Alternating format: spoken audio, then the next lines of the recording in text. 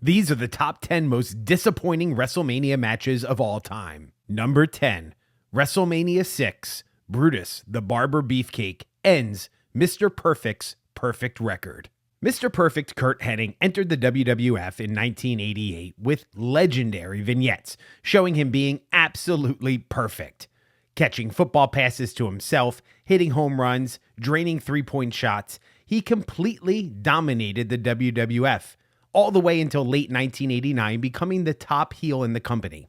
Who can forget his most memorable moment when he was smashing the WWF Championship belt into pieces after stealing it from Hulk Hogan on Saturday night's main event? Enter WrestleMania 6. Mr. Perfect has yet to lose on WWF television, but he's in a pretty forgettable match with Brutus the Barber Beefcake. I think it's fair to say that Beefcake was on the backside of his WWF career. Yes, he was in the main event at SummerSlam in 1989, but he entered the WWF in late 1984, had some matches with Hulk Hogan, got his own Coliseum home videotape, but his WrestleMania record was average, below average. At WrestleMania 1, he had a match that ended in a double DQ against David Sammartino. In WrestleMania 2, he lost as a member of the Dream Team against the British Bulldogs. At WrestleMania 3 was a highlight. That's when he officially became the Barber.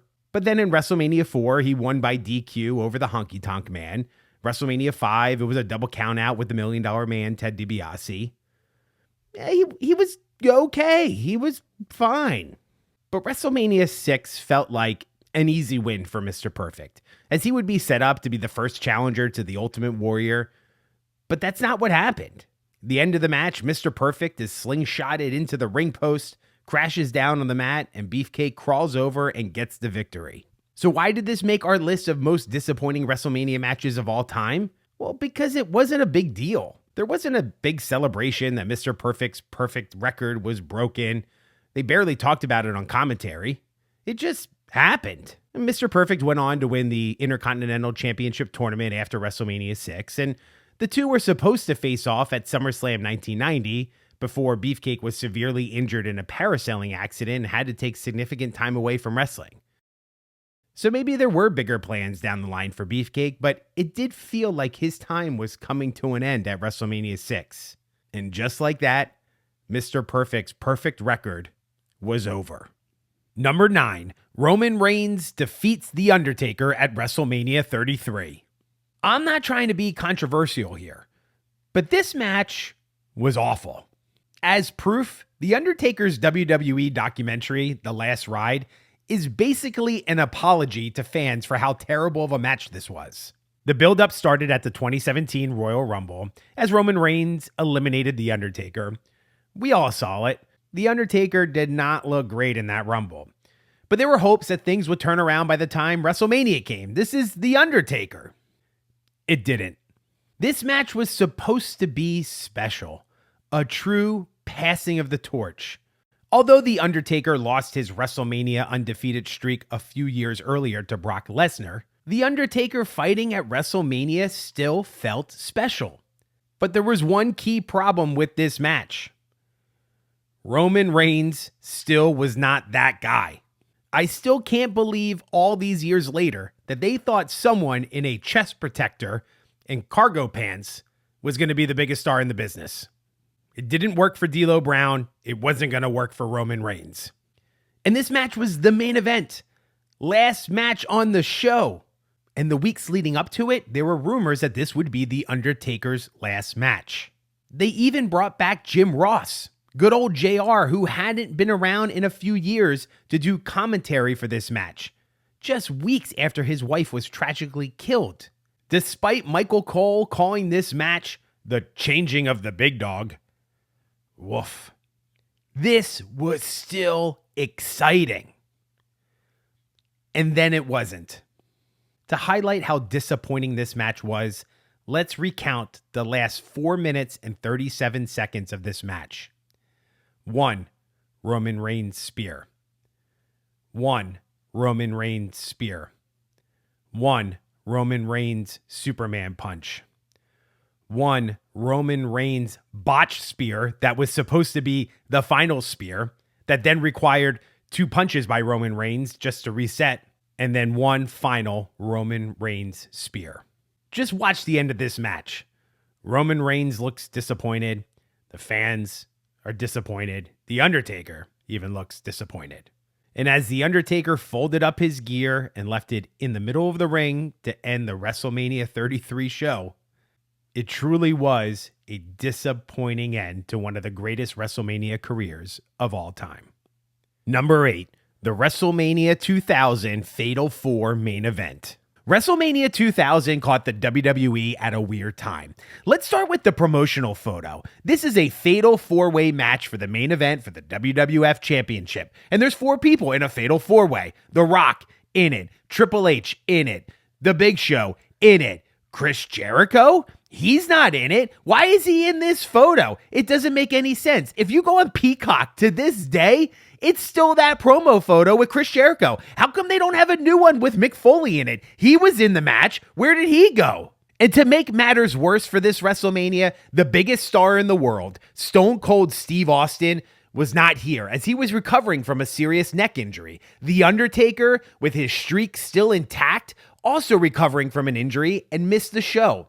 This was the last WrestleMania The Undertaker missed until 2019. This was also a unique WrestleMania because it was WrestleMania 16, but they didn't call it that. It was WrestleMania 2000. Also an amazing Nintendo 64 game. The initial main event was scheduled to be Triple H as the WWF champion versus The Rock, the winner of the 2000 Royal Rumble. But at that time, no one thought that was a big enough main event. So the Big Show was added.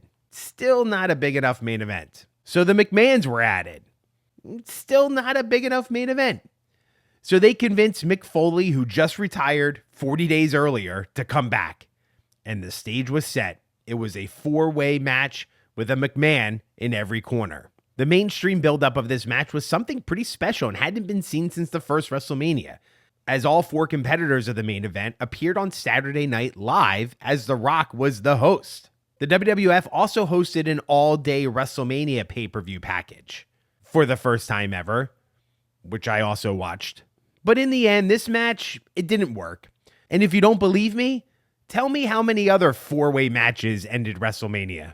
The biggest reason that this match ended up on our list of most disappointing WrestleMania matches is that this was the first time we also saw a heel, Triple H, walk out of WrestleMania as the champion. Felt like a missed opportunity. Yes, I know The Rock gave Stephanie McMahon a people's elbow after the match was over, but I mean, The Rock just hosted SNL, was about to go on to superstardom, and we're not going to make him the champion? What were we thinking? Number 7, Brock Lesnar versus Goldberg at WrestleMania 20. This was a dream match that was a main event for WrestleMania 20. The big, strong, athletic freak of the late 1990s in Bill Goldberg facing off against the next generation in Brock Lesnar. Heck, they even brought in Stone Cold Steve Austin to be the special guest referee for this match. Everyone was excited. What would happen when these 2 monsters come together in a squared circle? Well, I'll tell you what happened. Absolutely nothing. Well, that's not true.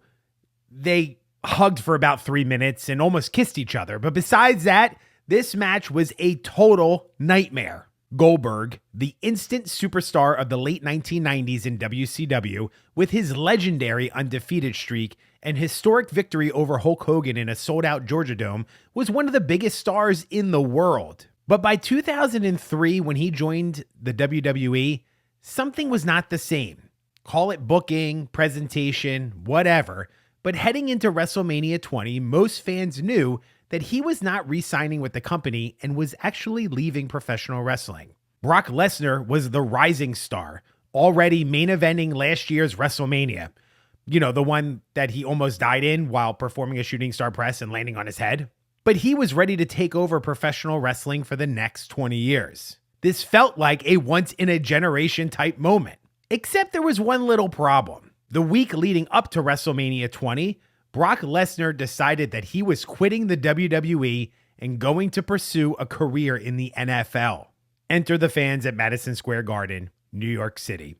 Some of the best and most knowledgeable fans in professional wrestling show up angry and loud for this match. They booed, and they chanted. And Goldberg and Lesnar did not help themselves either. For the first 2 minutes and 45 seconds, they just circled the ring, doing nothing. Nothing. And then it actually got really boring. They locked up for 43 seconds. Collar and elbow tie-up. 43 seconds. And then they did it again for 31 seconds. It was almost 6 minutes until one of them fell down. You know, it's actually quite impressive how they were able to take a dream match and make it stink. Goldberg came out the winner. Brock Lesnar gave everyone the finger. But at least we all left somewhat satisfied as Stone Cold Steve Austin dished out stunners to both dudes. Number 6, AJ Styles versus Shinsuke Nakamura at WrestleMania 34. You want to stop a wrestler's career right in its tracks? Just do exactly what the WWE did to Shinsuke Nakamura at WrestleMania 34. Nakamura, the biggest star to come from Japan since Taka Michinoku, was on a rocket ship when he arrived in NXT in 2016. He had one of the best entrances in wrestling, quickly becoming a 2-time NXT champion, and when he moved up to the main roster in 2018, he won the Royal Rumble, which set up this disappointing WrestleMania match with WWE champion AJ Styles. At this point, Styles was a bona fide superstar, heading into his 3rd WrestleMania match and the first one as WWE champion. And if you're into Japanese wrestling, these two wrestlers had a pretty memorable feud in New Japan Pro Wrestling years earlier, so there was a lot of interest going into this match. And their match at WrestleMania was okay. And to be honest, the majority of fans were pretty surprised that Nakamura didn't win the match. That's generally what Royal Rumble winners do. They go on and they win the WWE Championship at WrestleMania. But why this moment made our list is because what happened after the match, when Nakamura gave a low blow to AJ Styles and turned heel. And to be honest, Nakamura's career has never been the same. People loved his entrance, his energy, his look, his style, and they just weren't ready to let go of that yet. And probably what made this moment even more disappointing is that WrestleMania 34 was kind of lame. The main event with Brock Lesnar and Roman Reigns, it was not that good, and the crowd booed heavily, and this is still when WWE was producing 9-hour WrestleMania nights. But also on this night, the women's 2018 Royal Rumble champion Asuka, who also had a 2-year undefeated streak, lost to Charlotte Flair. And The Undertaker and John Cena had a 2-minute match. See what I mean? That it was kind of lame? It felt like going into WrestleMania, this was going to be a match to remember. But instead, this moment was lost forever. Hulk Hogan versus Sid Justice at WrestleMania 8. We wanted Hulk Hogan versus Ric Flair. We needed Hulk Hogan versus Ric Flair. And we got Hulk Hogan versus Sid Justice in a DQ finish. That sucks. If you were a fan of wrestling in the 80s, it was Hulk Hogan with the WWF and Ric Flair with the NWA. The two biggest stars, no question. People talked about dream matches between these two all the time. So when Flair joined the WWF in 1991, everyone was excited about the possibility of this dream match finally happening. Except it didn't. Well, it kind of did. Because the popular reason, or the things that you hear why they never fought at WrestleMania 8, was because that Ric Flair and Hulk Hogan had a couple non-televised matches in the winter of 1991 that didn't do well, didn't draw well at some of those locations, which caused Vince McMahon to balk at the idea of them having a WrestleMania match. I call baloney on that, and I actually don't believe that's the reason why they didn't have the match. Here's what I think actually happened. Hogan was about to step away from the WWF after WrestleMania 8. Remember his interview with Vince McMahon with all the portraits of Hulk Hogan in the background? So with Hogan leaving, who wins? How do you do it? Do you let Hogan beat Flair and stop Ric Flair dead in his tracks and kill all of the momentum he had coming out of the Royal Rumble in 1992? Do you let Flair win and make your champion for the past 8 years, Hulk Hogan, look inferior to the competition's champion? Or do you take what's behind door number 3 and just bail on it all? And that's what the WWF did. And to make matters worse, the Hogan-Sid match was just a giant cluster. First off, too much Harvey Whippleman for a WrestleMania main event. I'm sorry. Papa Shango comes out at the end for some reason. We don't know. The rumor is that he came out late, missed his cue, which then caused an unbelievable moment of the match when Sid Justice kicks out of the Hulk Hogan leg drop. Huge deal. And then finally, the Ultimate Warrior returns featuring a brand new soccer mom's haircut. In fact, the Ultimate Warrior looked so different, smaller, less muscular from the last time he was in the WWF that people thought he had died and this was a completely different person. And that wasn't just like a one-off rumor. That was just almost common fact in the 90s that the first Ultimate Warrior died and this was the second one. In the end, we were robbed of a Hulk Hogan versus Ric Flair feud in 1992 and a WrestleMania moment to remember. And for that reason alone, this will always be a top disappointing moment in WrestleMania history. Number 4, Chris Jericho and Triple H at WrestleMania 18. WrestleMania 18 was best known for the epic and historic matchup between Hollywood Hulk Hogan and The Rock. What most people forget is that the main event happened 2 matches later, with undisputed WWE champion Chris Jericho defending and losing against Triple H. The match was fine, would have crushed at it in your house. Think I'm being mean? Please show me the placement of Triple H and Chris Jericho on the DVD release. On the back, in the upper left corner, in black and white. Even if Chris Jericho versus Triple H went on earlier at WrestleMania 18, it was still going to be disappointing. Triple H was coming back from his first major quad injury with an unprecedented buildup, but Chris Jericho was a whiny heel at the time and didn't come off as credible. They looped in Stephanie McMahon, but the story never got there to make it seem like this was a WrestleMania-worthy match. Becky Lynch, Ronda Rousey, Charlotte Flair, WrestleMania 35. I was actually at the Monday Night Raw when they announced that Rousey, Charlotte Flair, and Becky Lynch were going to be in the main event at WrestleMania 35. The place went nuts, and no one was even close to being as popular as Becky Lynch at this time. And Ronda Rousey had just tapped into a really good heel persona, and Charlotte Flair was doing Charlotte Flair things. The world couldn't wait for this match. And then the wrestling crucifix. I mean, what was this? Is this WCW? There was barely any build-up for a finish. Then bang, a quick pinning combination. Rousey doesn't get her shoulder all the way down, and the match is over. Honestly, one of the worst endings to a WrestleMania main event match ever. This should have been epic, amazing, heroic, dramatic build-up, anticipation, and it had none of that. Number 2, Eddie Guerrero versus Rey Mysterio at WrestleMania 21. So maybe the expectations of this match were just too high from us fans. Or maybe Rey Mysterio just needed a better mask. This match was actually really good, but Rey Mysterio's wardrobe troubles were so distracting that it was hard to not focus on it. And we should have known that this was going to be an issue when Rey couldn't even get out of his entrance gear without assistance from the ref. How distracting was the mask issue?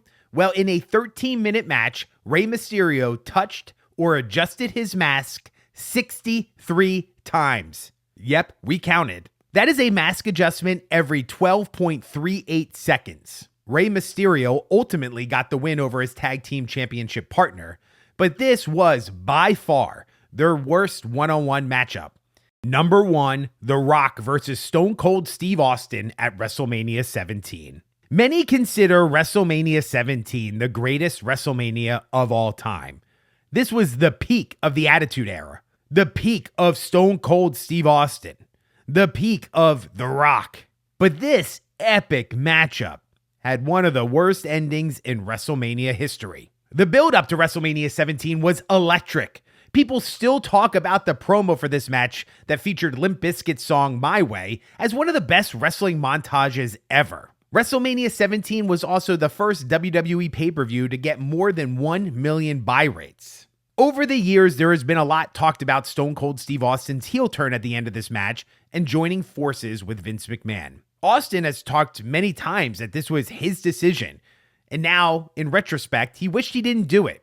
People loved Stone Cold Steve Austin because he didn't follow the rules and won at all cost. DTA, BMF. So when he cheated to win, oh, and by the way, this match happened in Texas, his home state, they still cheered him.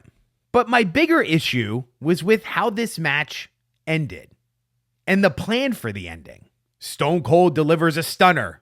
The Rock kicks out. Stone Cold delivers a brutal chair shot to the head. The Rock kicks out. So what's the big finish? I'll tell you. 5 steel chair shots to the belly. 5 steel chair shots to the back. And the ultimate, 5 chair shots to his upper thighs. And then one more to his back. And then it's over. 1, 2, 3. The biggest match in history. The greatest WrestleMania ever. Ends with chair shots to the back, belly, and thigh. What were we thinking? Also, Vince is just hovering around in the ring like a lost fan. I just wanted this ending to be so much better.